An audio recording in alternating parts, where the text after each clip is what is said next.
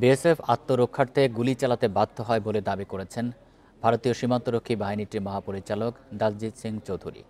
তবে তার দাবিকে ভিত্তিহীন বলে নাকচ করেছেন বিজিবি মহাপরিচালক মোহাম্মদ আশরাফুজ্জামান সিদ্দিকী।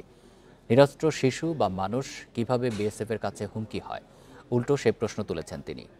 বৃহস্পতিবার বিজিবি সদর দপ্তরে বিজিবি ও বিএসএফের ৫৬তম মহাপরিচালক পর্যায়ের সম্মেলনে এসব বিষয় উঠে আসে।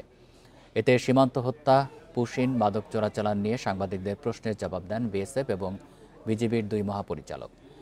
পুশিন নিয়ে বিএসএফ ডিজি দাবি করেন শুধু অনুপ্রবেশকারীদের বিজিবির কাছে হস্তান্তর করা হয়েছে।